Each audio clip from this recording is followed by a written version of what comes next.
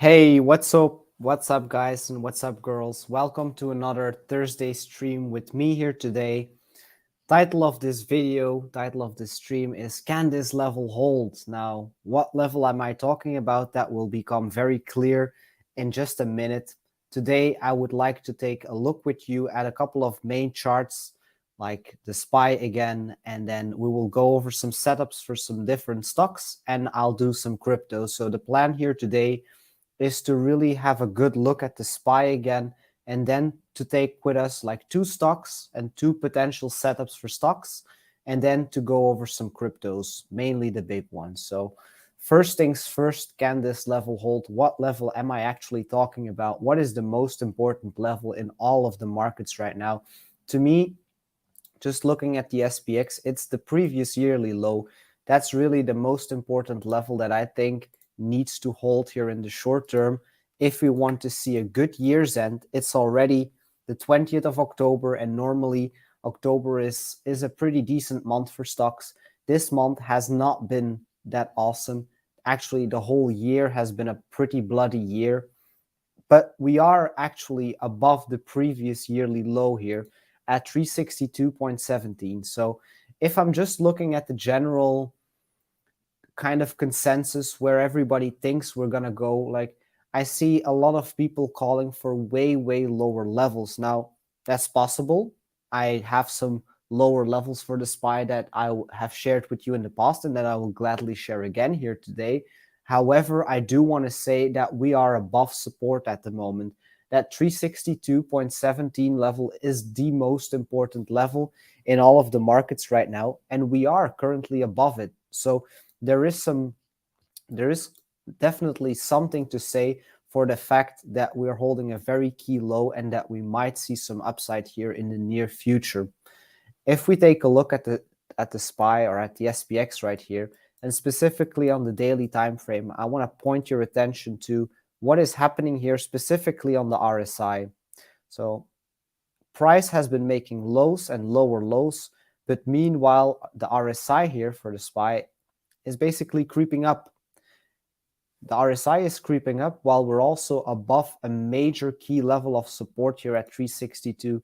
So I think that short term, I'm actually pretty bullish on this.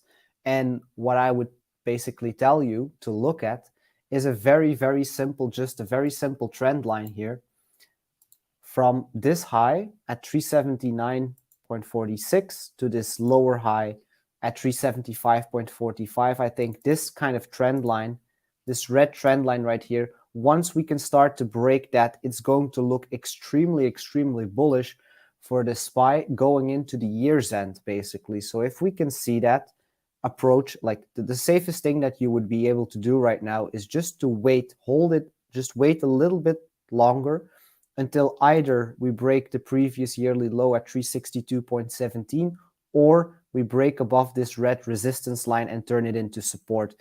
I'm personally biased to the fact that I think that we're holding a main level of support right now and that we can see some serious upside coming into like the end of the year. So this is the main level to hold. If we do lose that previous yearly low, we have went over that before, and it's very important to basically reiterate that once that 362 level, we lose that for good, then yes, then these lower levels are in play, and then we're looking at 345 and 325. So I see a lot of people saying with a 100% certainty that the SPY is going lower, that it is going to 320 to 325. Yes, it's possible, but short term, I would say that we are seeing some very bullish price action actually for the index. Why? Because we have regained that previous yearly low here at 362.17. So in the short term, I'm pretty bullish, even though we had a couple of red days here. I think really the key is that you're still above support. And if you're above support, you don't go short. So if you want to go long, wait for a break of this red trend line. If you want to go short, wait for a break of this white line here. Currently, basically trapped between support and resistance with a bias to the upside here short term, also coming off of bullish divergence on the RSI. So that's kind of the first thing that I wanted to share here with you all, is that short term, I would not be looking at too many like puts and shorts on the SPX, I think that very likely what's going to happen is shorts are going to get squeezed out. Now, that doesn't necessarily have to happen. And of course, if we start to lose 362.17 again, then it's definitely looking very nasty, because that previous yearly low is then basically probably going to be broken for good. We've dipped under it once, twice, well, 3 times could be the charm. If you lose 362.17 again for the SPX, it's very likely gonna come way lower. But as of right now, we're at 365.51 here post-market, which is higher. So short term, I am looking at a couple of swing long setups also for stocks. Like I always say, scared money don't make money. And at support, it is very easy to become overly bearish and to think in terms of doomsday scenarios and going way lower. But I'm here to tell you that we might see some very, very good setups for swing longs here on some stocks. So straight going into a setup for a stock that I'm looking for is Amazon. So if we look at the Amazon chart right here, this is a very interesting one, because also the same thing is basically happening here. What is happening with the SPY is that we're creating some form of like bullish divergence where the RSI isn't necessarily following the price. Like I said, we have a low right here on the 23rd of September, and we have a lower low here on the 14th of October. But meanwhile, the RSI has actually crept up a little bit. So this is a significant bullish divergence on a significant daily time frame. And while the SPY is also holding its support, I am definitely interested in placing some longs here. Now, where will I go long? Very simple, on the break of this resistance line. We have a high right here on the 4th of October, and we have a lower high on the 18th of October. Once we can start breaking that short-term downtrend here, I would be confident in going long with a stop loss on this previous low here around 105.35. So the way that would look is, if we just simply look at this price action and this trend line, you want to wait for this trend line to be broken. That's the first key. You also have that bullish divergence on the daily time frame. And then for take profit targets, what I would say here, long the break above this red trend line, above 120, shoot for 130, 135, 145, and put your stop loss either on this wick low at 105, or if you wanted a little bit higher here at 110. But definitely Amazon is one stock that I'm looking to potentially long very soon. However, that resistance need to be turned into support first. So this red trend line here for Amazon, we need to break that first before longing is really like a thing that has the odds in our favor, right?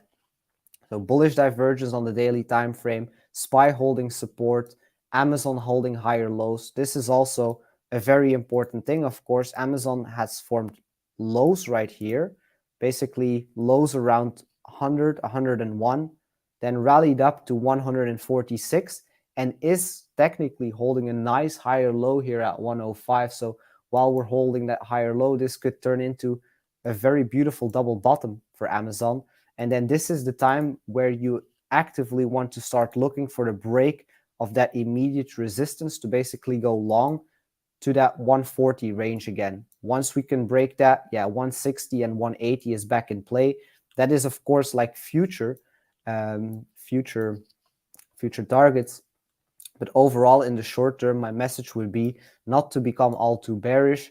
I'm also not interested in shorting this here because I can see a lot of bullish patterns here potentially arising. If we just take a look at this again, what we can basically see is that we have some kind of left shoulder here, and then also a head. And then potentially what is happening right now is that we're simply carving out that right shoulder before then ultimately breaking resistance and that trend line that I've showed you before here and going up higher. So this is what I'm looking for, a nice inverse head and shoulders, bullish divergence on the daily time frame. The stock index is also above support, so definitely keep this on your radar. Of course, if you're in the Discord, we're playing this all together, and I will, of course, alert this once it breaks resistance. And that's what I have for Amazon. That's what I have for the SPX. And then let's take a look at Bitcoin here. Bitcoin is basically at 19K still, and this has been holding 19K very, very beautifully as support for already a while. So also on Bitcoin, I'm definitely not becoming all too bearish here. I think that it has showed some great strength also in comparison to the stocks while they're making new yearly lows. Bitcoin is very, very strong, actually holding that 19K support.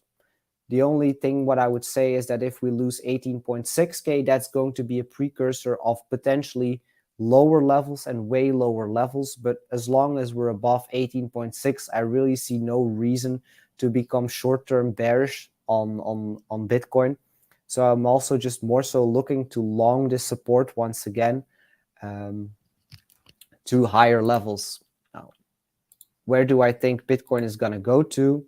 Well, I think that the key resistance in the market right now is 22.8K. Once we break above 22,800 for Bitcoin, I think we can safely say that the bottom is probably in with that 17.6K. As of right now, it still feels very uncomfortable, and it feels like we're trading very, very closely to that June low, which is of course the fact, but we're holding a higher low. And once we break above 22.8K here, I think that that is probably the confirmation that we're looking for to basically say, okay, the bottom is in and it's time to load up on longs. Obviously, I'm not going to wait that long until we break 22.8. I'm very, very eager to start looking for short-term long setups also here, which is what we're going to do in the Titan Discord just after this stream. I'll go live and we can find some live setups here for crypto. So that's what I have for the SPX, for Amazon, and for Bitcoin. Now, one more ticker that I have been looking at for a while here is also a stock. It's basically Kellogg's company here. This is struggling massively to basically break that $74 level. However, I think that once we can see a daily close for Kellogg's above $74, so keep that in mind, a daily close is what we need to see above $74. Once you see that daily close above $74, I would expect that we're going to revisit this high here at $77 and then ultimately shoot higher to $79 and $82. So if it's all about being patient, it's all about waiting until that resistance finally gets broken, and then I definitely see some short-term upside here. So everything stands or falls ultimately with the level on the SPX that needs to be held, which is the previous yearly low at around 362. If we can hold that, I expect a lot of upside for a lot of stocks like Amazon and Kellogg. I also expect that Bitcoin will be able to basically hold its lows and hold that 19K area and make its way back up. Once we break 22.8K, that is to me confirmation that the June low was in fact the bottom. And those are just simply the things that I'm looking at right now. It's been a pretty uneventful market, to say the least, apart from the fact that all of the China stocks are heavily dumping. But yeah, as I see also in the chats, I do think that a Santa rally could be incoming. It's historically October, November are decent months for stocks. Markets tend to do well. We also must not forget that it has been a very bloody year all around, and that there's just simply a lot of institutions also that cannot let it go way lower, because by the end of the year, they have to also show their investors that they're actually making money. And as of right now, a lot of the hedge funds and a lot of the big boys, they're also severely underwater. So I don't think that they really have that much interest in letting it bleed that much lower. And if you're very convinced that Bitcoin is going to 14K or to 11K or to 7K, and that the SPY is going way lower to 320, well, it's all possible. Of course it's possible. But people that basically preach that and shout that on the top of their lungs, they are the same people who were talking about Bitcoin to 100K and about the SPY going way higher last year. So it's really good to apply some common sense. It has been a very bloody year. We've seen a lot of downside, but that means that there is definitely a lot of room for relief. Also, when we're looking at the daily time frame for, like, for example, the SPY or Amazon, we can see these bullish divergences creeping in here and there, and they're no guarantee, but they're definitely a very strong technical indicator that the bottom is probably in or very near. So I would urge you to not become all too bearish, and that is really coming from someone who has shorted a lot this year. So I've shorted a lot this year, and as I see it right now, I think that time is definitely probably coming to an end. Of course, if we do lose that previous yearly low on the SPY, that level, that real key level in the market, that 362, once we get daily candle closes back below that, yes, it's time to reevaluate.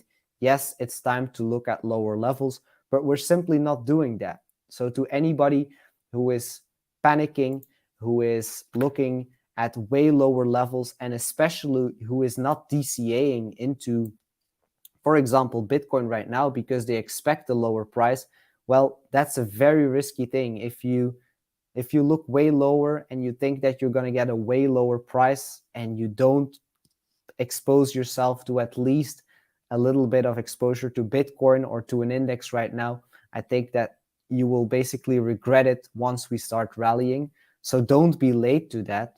Keep these levels on your radar that I've shared with you here today, and good luck trading. I hope to see you all in the Discords very soon. And of course, bye-bye.